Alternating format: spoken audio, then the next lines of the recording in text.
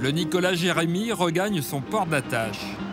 Il est 4h30, la nuit a été agitée. À bord, 4 tonnes de sardines et 1 tonne de maquereaux. Plus il est frais, plus il est cher. Alors, même fatigué, le jeune patron Nicolas décharge lui-même pour reprendre la mer au plus vite. Là, on repart tout de suite. Dans 10 minutes, on est reparti. Et vous repartez où? On repart en mer du Nord, sud mer du Nord. Du coup, vous allez dans les eaux anglaises un peu. Si on regarde dans l'année, 50% du temps à peu près, on est dans les eaux anglaises, oui. C'est là où est-ce qu'il y a le poisson, c'est nos lieux de pêche historiques. Mon grand-père il est déjà pêché dans ces eaux-là.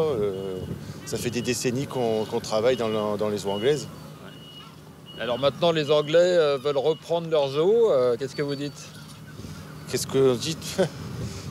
On est inquiet, c'est surtout ça. On se demande comment ça va se passer. J'ai 7 salariés. C'est 50% de mon chiffre d'affaires à trouver ailleurs ou à ne pas trouver. Ça va être compliqué.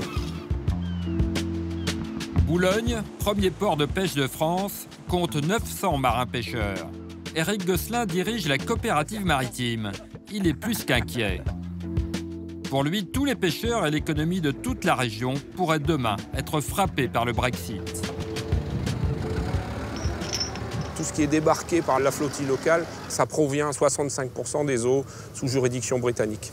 Donc c'est quand même très important. Mais d'un autre côté, c'est tout près. Hein. On est voisins, hein. On voit l'Angleterre du bureau, donc c'est tout proche. Hein.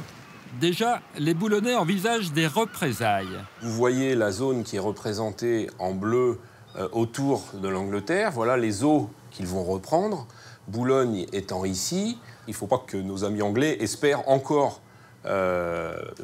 bénéficier du marché français ou du marché européen si on n'a plus le droit d'accéder aux zones, ce qu'on appelle nous, nos zones de pêche historiques.